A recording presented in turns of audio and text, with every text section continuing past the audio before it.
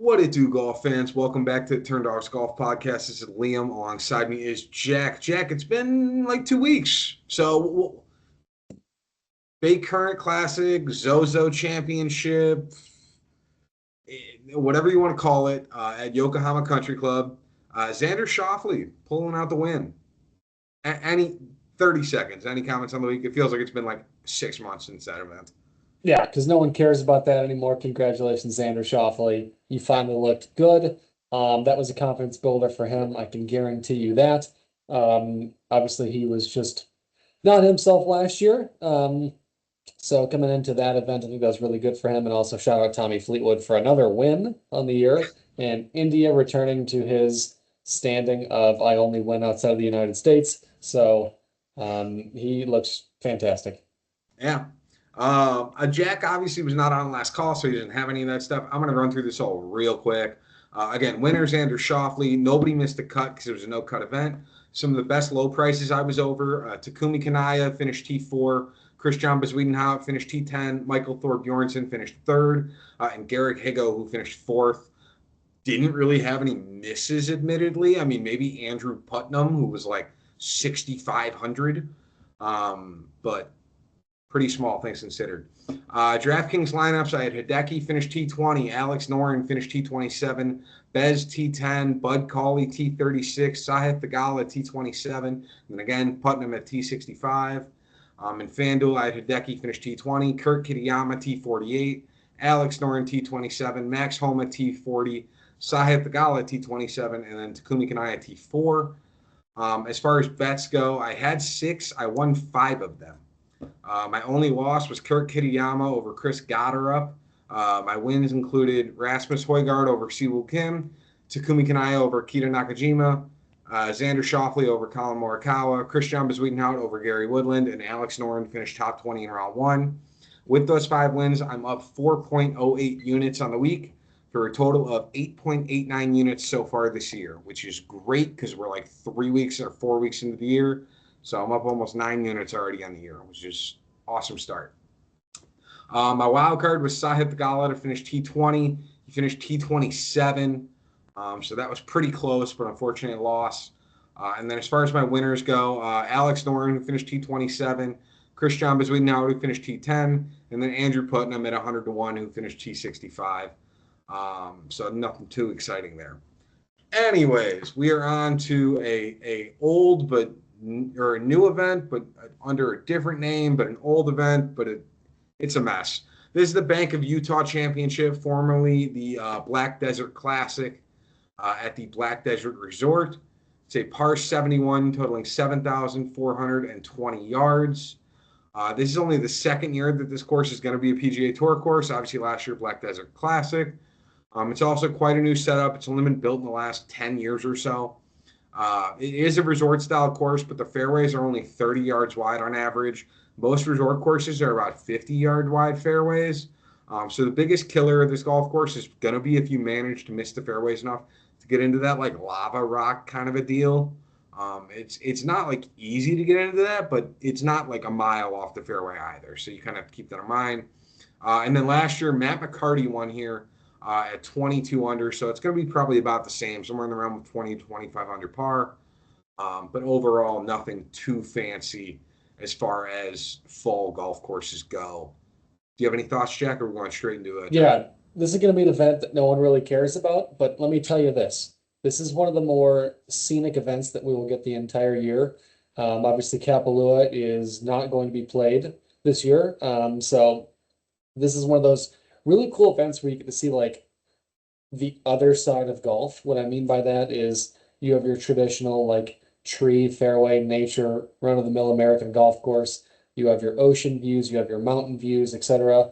You have, sometimes desert sandy, like you have links, but this is about as cool as you can get. So on TV, it'll be spectacular. I'm sure anybody in person, it's going to be a smaller crowd, but we'll be lucky to be there. But I don't care if Maverick McNeely, no disrespect to you, not saying this in a disrespectful manner, is the number one guy there by a long shot. This should be one that you tune in for, and if you're in the office or on your phone on Thursday, because it's so cool. It's just cool. Yeah, as somebody that went to college in Arizona and like has seen southern Utah and southern Nevada, the only way I can describe it is that it looks like you're on Mars. Like it looks like a totally different planet sometimes. So it's going to be a super cool watch to see. But beyond that, Jack, let's get right into DraftKings pricing. Obviously, we have three guys in the 10K range or above. Maverick McNeely at 10.5, Alex Noren at 10,200, and Michael Thorbjornsen at 10,000 even. Thoughts on this grouping? Yeah, I'll start off with Michael Thorbjornsen because I actually think he should be number one in this model. Funny enough, coming off third at the Bay Current, worst one of the worst names in golf. I continue to say that sponsorships are ruining the game. Um, Honda Classic, Honda, you screwed yourself. Bay Current Classic number three, finished third, gaining over three shots across the tournament, which is his best finish in his last 25 professional starts, which is incredible. Looked great off the tee, accuracy wise, was spectacular. Even before then, one of the biggest things for him has been his around the green play, and putting has been really weak. He's really improved that over the last little bit of time. He's been positive in a number of events. The only last time he was negative on both areas was a 29th finish at Sanderson, and before that was in May. So he's come a long way in that case. This guy's also a bomber, and I think he's really coming into form. I mean, he's 24 years old. He's 24 years old. This guy is really growing into himself. I think, again, not weaker in a sense of talent, weaker in a sense of name, pressure, and money. This can be an event that he really shines himself out. Alex Noren, for example, is always going to be a guy that's a staple piece in the PGA Tour. He has two wins in his last four starts. Obviously, that's in Europe, but that's still tremendous, and you cannot take anything away outside of that. 27th at Bay Current. Before that, missed two consecutive cuts in the PGA Tour. One of them was in Scotland.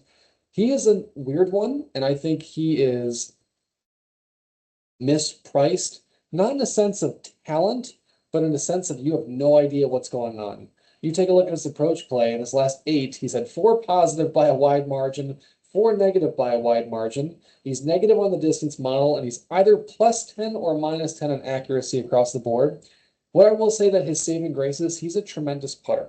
Yep. That is going to carry him at this event where it gets to 22 under, whether it be saving those 13-foot par opportunities, which you really have to mitigate at this style like this, being resort, or it's going to put you in a spot to really take advantage of those opportunities, really make those birdie putts to convert, because 15 under might be 45th place.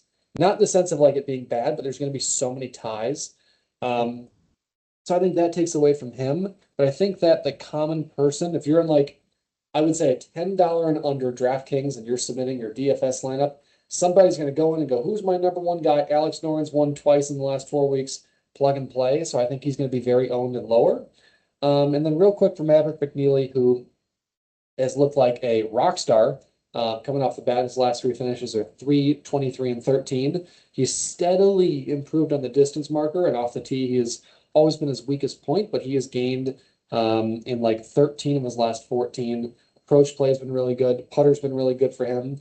I have a sense that he does really well here. So I think all three of your guys are really good, but I think Thor Bjornsson and McNeely are 1A, 1B, and then I'd put Noren at number two. See, I actually think Noren and Thor Bjornsson are probably 1A, 1B for me. I think Alex Noren is quietly playing some of the best golf in the world. He's gained nearly 3/4 of his stroke better on putting than his average.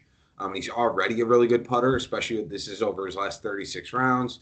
You highlighted in the last four starts, he's got two wins. And if you look at his last three PGA Tour starts, he's got a T7, a T3, and a T27. During that, he has lost around the green one time. Otherwise, he's gained in all three strokes gained categories on all three starts. So he's playing really well right now. And Jack highlighted he played bad in Scotland, but that was, I want to say, the Genesis in like June or July at this point now. So that's like 4 or 5 months ago almost. So I'm okay going back to Alex Noren. I agree. There's theory that he might kind of teeter back into what he was doing previously, but in a weak field like this, I think he'll be okay.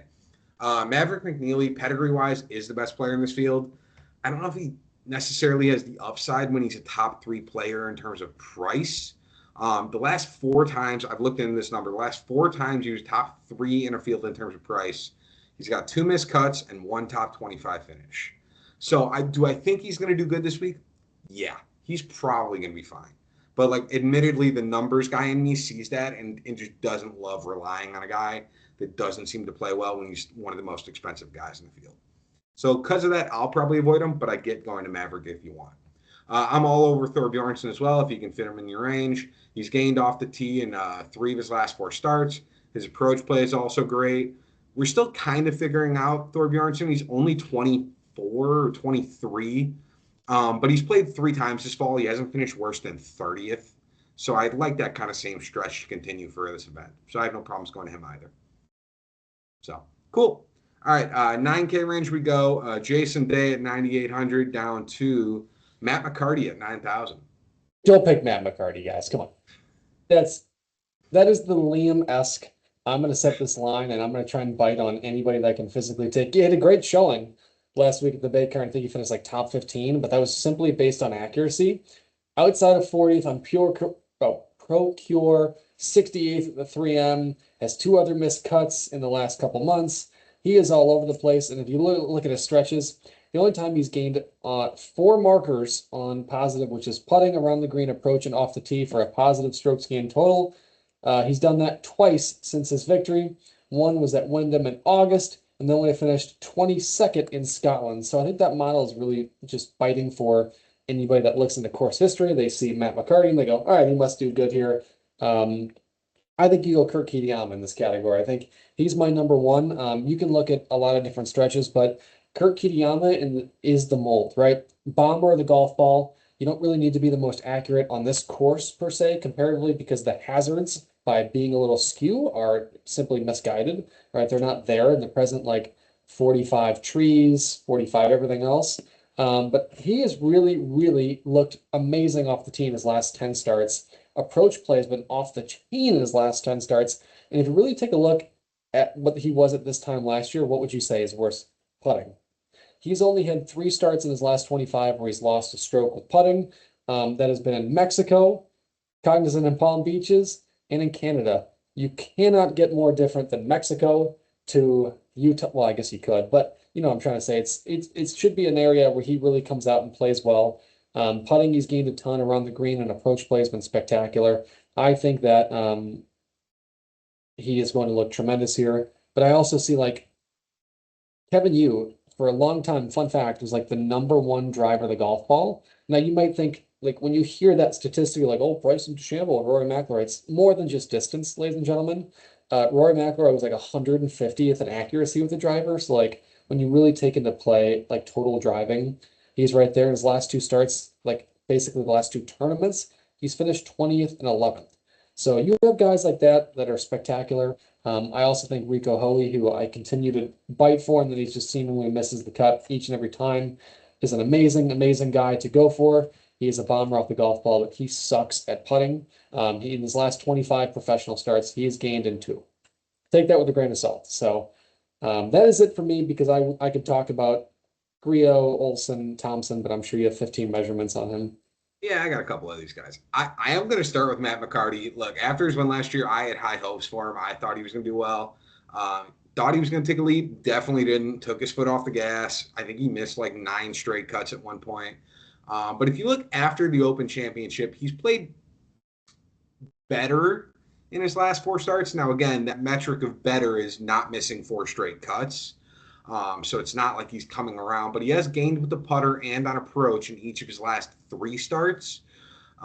So honestly, I don't think anybody's going to be all that high on him. If you're in some sort of like crazy 20 people enter, only 1 guy wins, and it's not full of casuals, I think you're definitely going to be the only one with Matt McCarty. So he could be a fun one to play.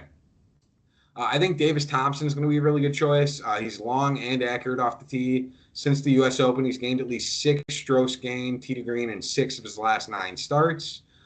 His putter is questionable, but if he has a week that he's anywhere decent with a putter, he's gonna be a contender to win. Otherwise, he's probably gonna finish like T20, which you'd still take. And then Rico Hoey, he's been trying a new broomstick putter in his last 3 starts. It took him from basically being the worst putter in PGA Tour history, where he was losing between 8 and 10 strokes gained putting to now losing between 1 to 2 strokes gained putting. So it's better. And the rest of his game is good enough that if he sticks to basically that like net even putter, he's got a chance to win the golf tournaments. Like that's how good his approach play and his off the tee game is. His it saves everything else, or everything else saves his putter if he's good enough. So I think he's an interesting play this week. Honestly, 9,300, not an awful price either. So I could go to him. Into the 8K range we go. A guy we both probably like. Chris John is waiting out at 8,900 down to Mac Meisner at 8,000.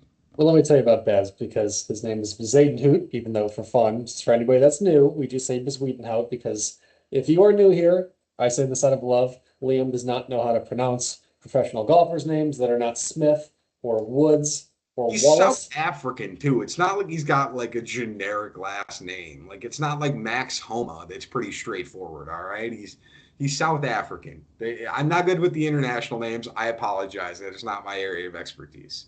But I digress because we go into who I think has a viable shot to capture a victory here, which would be his first on the PGA Tour. He's obviously got 3 in the DP World Tour, 1 the Challenge Tour, and then other OWGR sanctioned event.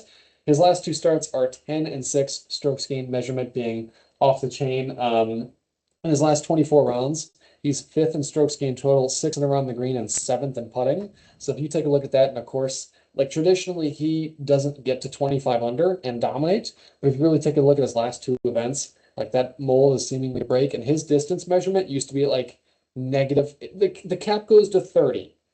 30 on either scale. He was averaging around minus 18% on distance makers, and in some cases, minus 26.3%. Almost as like a 73. It's almost like, I don't even know who, John Daly going out and playing now. John Daly could bomb it, but not like he could, right?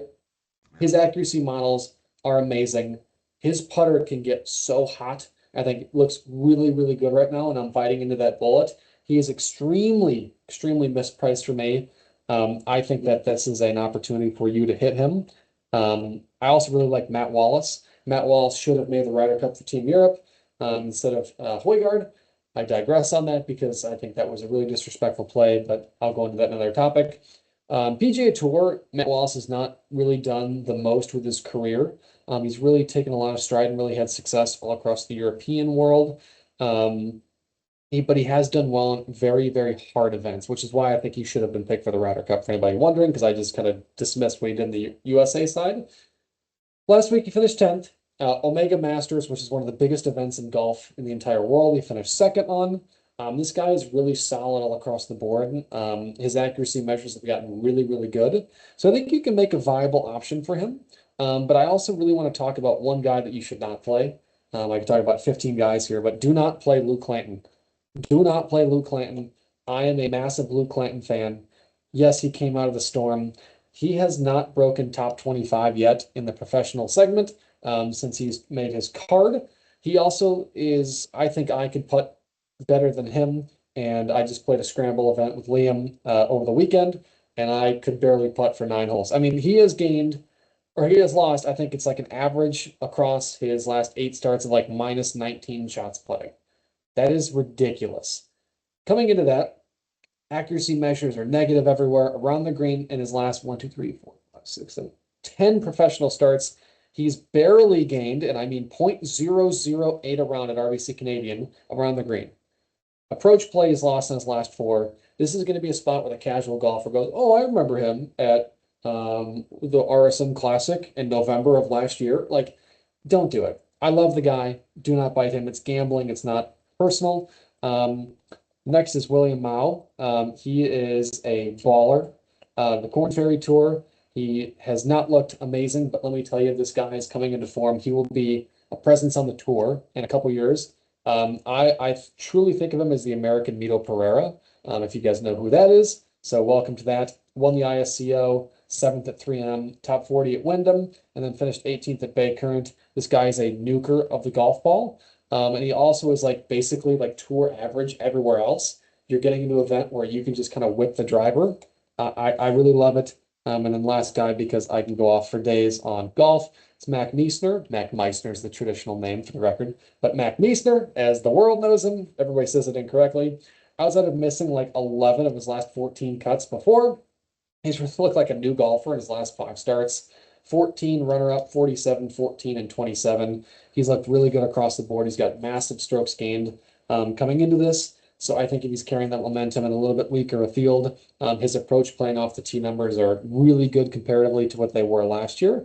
I think he is a new golfer, finishing 25th last year at this event while in the middle of a suck streak. I think this should really bode well for him, considering that Stephen Fisk is a guy above him who has barely made half of his cuts.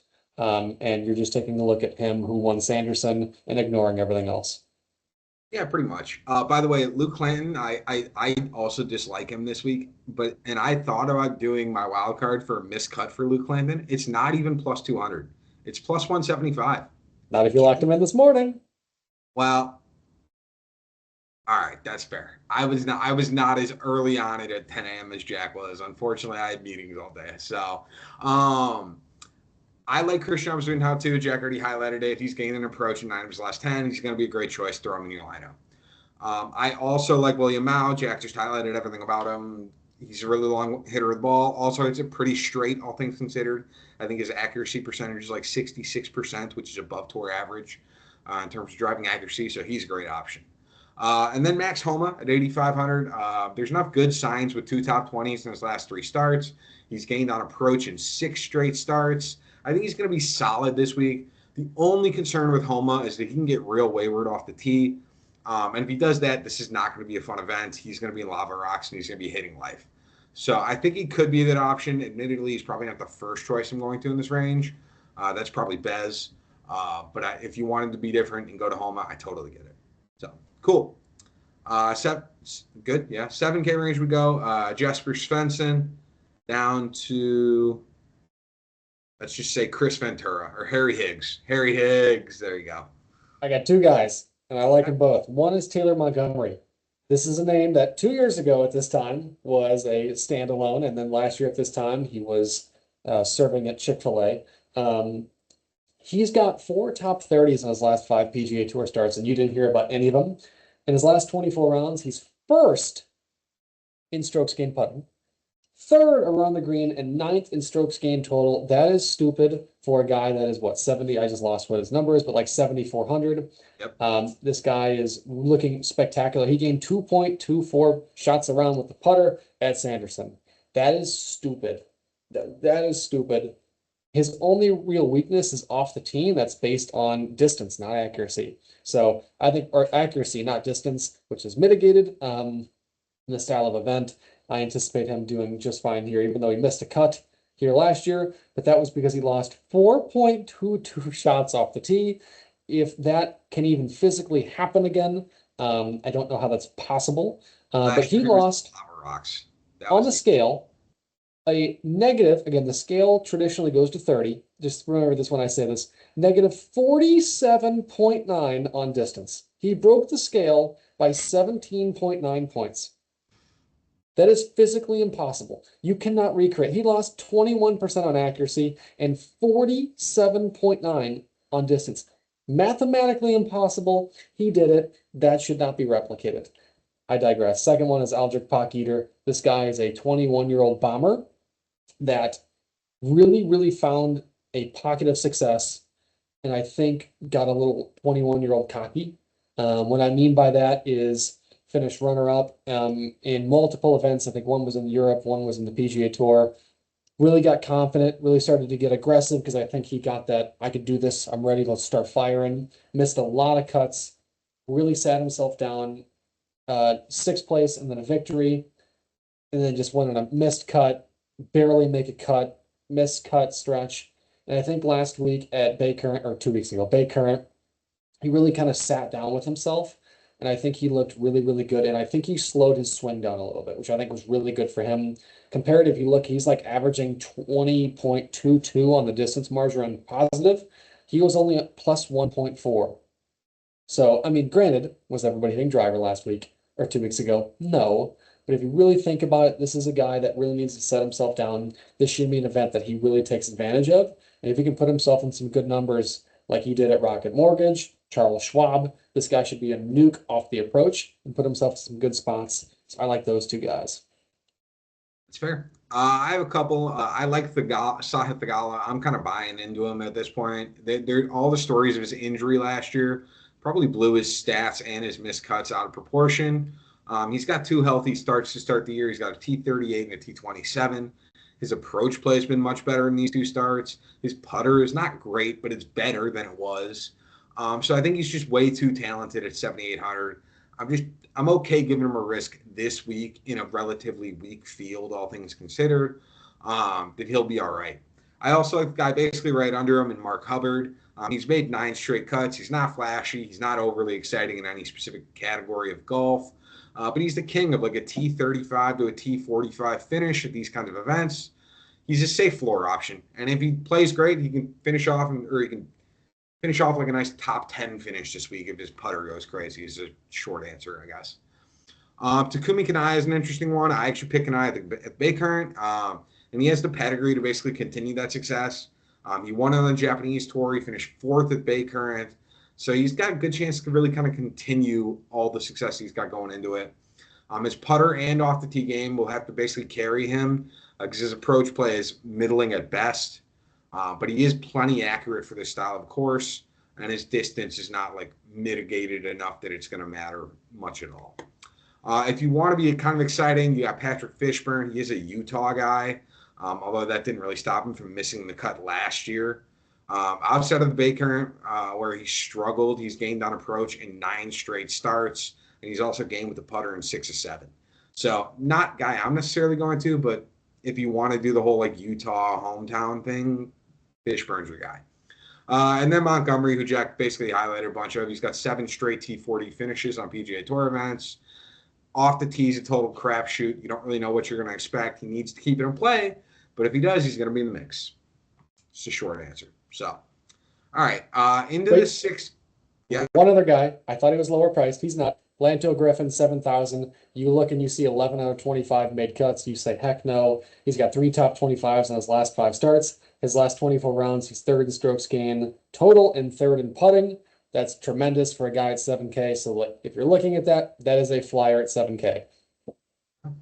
All right, into the 6K range. I don't know that. Quade Cummins at 6,900 to Ryan Palmer at 6,000. Got anybody in this range you like? I do, and this is why Jack is here, right? This is why you tune into the Turn Dog Golf Podcast, where you have degenerates like myself, Michael Brennan, ladies and gentlemen. You go, who the heck is Michael Brennan? This guy on PGA Tour Americas is a dog. I unfortunately have insomnia, so I'm watching the European Tour. I'm watching golf. I'll watch high school golf. This guy has won 3 times in his last 6 starts. 3 times in his last 6 starts. For those of you like, oh, PGA Tour Americas, yeah. That is a professional tour. That is your best college golf. Like, I don't think people understand. Like Neil Shipley, PGA Tour Americas. You hear about Neil Shipley now. In 3 years, imagine what he's going to be like. These guys are dogs. These are the guys that are grinding even more than your favorite PGA Tour player trying to figure it out. This guy is a nuker of the golf ball. That confidence coming into it. Fortinet Cup Championship 4th. Again, won 3 times in his last 4. His only professional, really like the PGA Tour level, have been majors because he's qualified. Now you're giving him a run. PGA Tour Americas, these guys score. I am so excited for this guy. He's 23 years old. This guy's a dog. Look out for him. I'll leave it at that. Yeah, he will be an interesting option. I'm a little worried on the lack of experience on tour, but that you're going to get that with any of the guys in this range. There's not a lot of guys here that I want that are consistent PGA Tour guys. If you look at the numbers, Ben Coles looks solid for this. Now, if you look at his history as far as how he's been playing, miscut T26, miscut T20, miscut T8. So he's got those pop-offs, but he's just not consistent enough that I would really rely on him. He's an option to go to. Frankie Sappin, he did finish T6 at Sanderson, and that's great to see, but it was basically all with the putter. He gained 12 and a half strokes gained putting at the Sanderson and lost everywhere else. That is the best putting performance of his career, and it's also the best putting performance of any golfer in the last 4 years on the PGA Tour. That is going to be a tough one to repeat. I don't hate going back to him if you want to go that route. The last option is David Ford, who's a no. I love David Ford. No, no, God, no. He is the worst putter in like amateur golf history. He has gained in his entire professional career. I know this offhand because that's how scary this is. He has gained with the putter twice, and one of them was 0.0002 over the course of a round. He has zero prob. I guarantee you, there's maybe one tournament where he's done better than tour average on distance. He sucks in the approach play. This guy can go out to your local muni and shoot 29 under, but he's not going against a putting contest where he require no way. Again, this is what we're getting at the low 6K range on the I almost said the Black Desert. But this is where we get at the Bank of Utah Championship, all right? Again, he's still getting used to tour, but he's got some of the most experience in terms of the young guys. He's a bomber of the golf ball. He's got great approach play. Don't look at the putter. But he has, I think Nick Dunlap does better than him this week. Nick Dunlap's in this field. Nick Dunlap You needs still to go playing back. golf? No, I think David Ford, again, not my first choice, but in the low 6K range, it gets real ugly real quick. So I don't hate going to David Ford. I'm sorry. What are my other options? Gordon Sargent, who's done the same thing. Sappin is 6,400. Do I bet on another 12 and a half strokes gained putting with him? What would you like me to do here? I would bet the guy that had success with the putter over the guy who should basically join Happy Gilmore and get a hockey stick as a putter. Sounds good. So, Again, I don't hate David Ford this week. I'm just saying.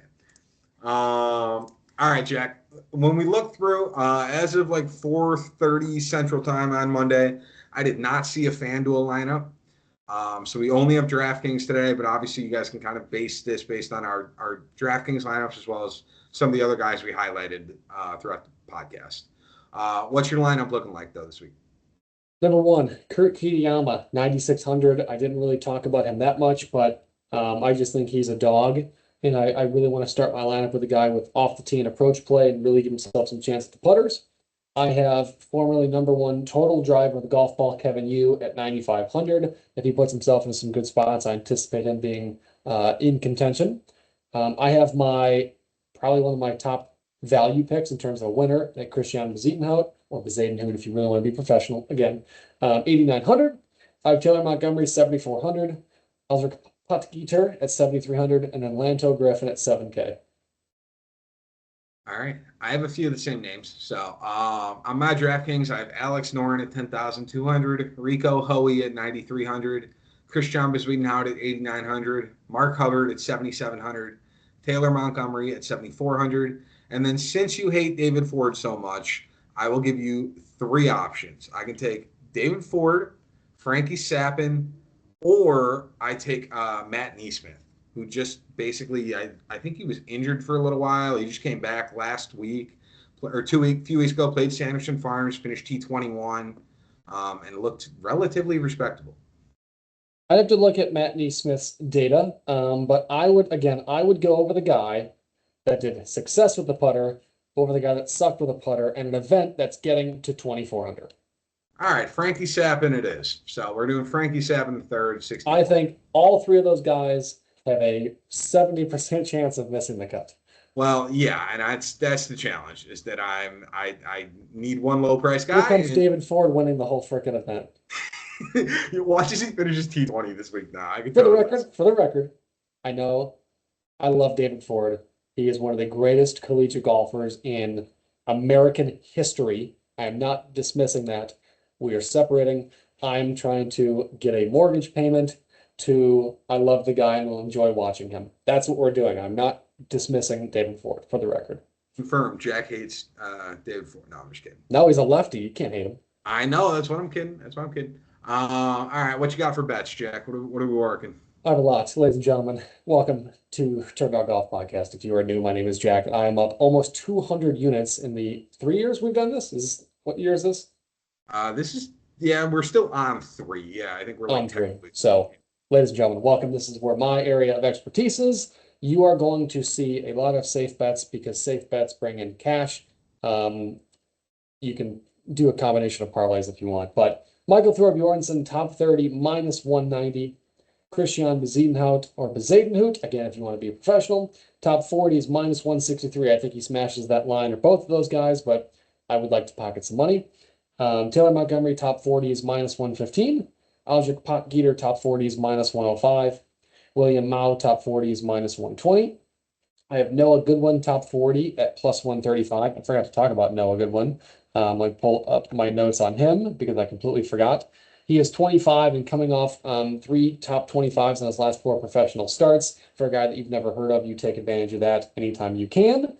I have William Mao over Lee Hodges at plus 110. I have Mac Meisner over Pearson Cooney at plus 120. And I have Matt Wallace over David Skins, who 99% of anybody that's ever watched golf, unless your name is Jack, have no idea who that is, at minus 200. Again, I do periodically put out plays throughout the year that are plus 2,500, for example, but I would like to pocket some green and go into it eating filet mignon and not ramen. That's fair. No, David Skins does actually rate out well for this course, but yeah, Matt Wallace is kicking his butt this week, so I get that. All right, for my bets this week, I have 5 of them. 3 of them are plus money. So the first ones I got are Christian Bezuidenhout over Aldrich Potgieter, who again I like both of them, but I think Potgieter can be a little bit more wayward off the tee. So I think at minus 160, give me all of Bez. I have Rico Hoey over Kevin Yu at minus 110. Again, feel good on Hoey. And then my 3 other bets are Christian Bezuidenhout top 30 plus 100, Max Homa top 30 plus 100, and Alex Noren top 20 in round 1 at plus 170. So those are my 5. What you got for a wild card? I got 2. Number 1, Luke Clanton. I don't know, you read my mind. Luke Clanton miscuts plus 200 on the dot. I Okay, think so you put Clinton in the dock, and I was very Clinton, confused. fantastic. Spell check is hard. I love Luke Clinton, and I want him to be extremely successful across his career. But you take a look at a guy that has historically, just much like David Ford, shout out, awful, awful, awful putting, awful around the green play, and his approach is lost in his last 4 in combination with his total only being twice in his professional career in terms of strokes gained positive. I think it sets up a recipe for not success here, but I think over the next couple years, you will start to see him really crack off. And then I have Michael Brennan, top 20 at plus 400. He has finished outside the top 20 one time since June of last year, or this year, excuse me. So coming into it, yes, was it PGA Tour of Americas, not PGA Tour, of course, but you're giving me 4-1 on a guy that's won 3 times in his last 6 events on a major tour. You take that each and every day. There you go. For my wild card, I am taking a previous winner for all the wrong reasons. Give me Stephen Fisk to miss the cut at plus 225. Again, this could be a hangover of winning a golf tournament that not a lot of people expected you to win. This could just be a bad playing week for him. There's a few avenues this could work out, but at plus 225, those are great odds, in my opinion, for a course that is not like Sanderson. So, all right, winners, what you got?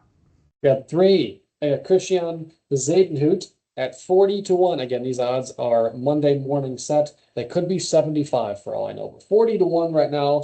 I think he's really eclipsed being in contention 2 weeks in a row, and I think he's going to be right up there. I have Taylor Montgomery, 66. Again, last 24 rounds. He ranks first in strokes gained putting and 9th in strokes gained total. For a guy that is 66-1, you're taking that each and every time. And then I have Aldrich Potgieter at 70-1. This guy is a true bomber. If he can learn to control himself, that putter will really create some heat instead of saves. So I anticipate him trying to get a little bit more momentum here. He wouldn't be a guy that I would necessarily take number 1. If you're looking for like, oh, 70-1, let me put $100 on it. Cool yourself, cool yourself.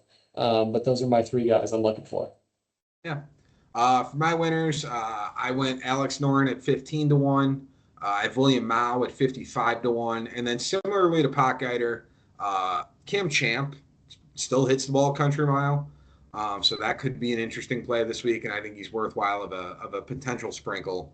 Probably less on a winner and more on a T20. But at 75-1, could be fun. So, all right. With that, that is the Bank of Utah. I think next week is the Worldwide Technology Championships. So we got another fun golf tournament. We got a few more, but then we'll get to the Hero soon enough, and Jack will get to see Tiger Woods, even though he's not playing. In no ways, he'll be there, but he's not No, playing. that's what I'm saying is he'll be at the tournament, and that's the important part for you. You just get to see him on camera. He's going to fall, for anybody that doesn't know, outside of the 2000s in the world ranking if he does not play by Masters. Fun fact. Oh boy, Crazy. be a fun one. So, all right, we'll leave you all to it, and we will see you next week. Deuces.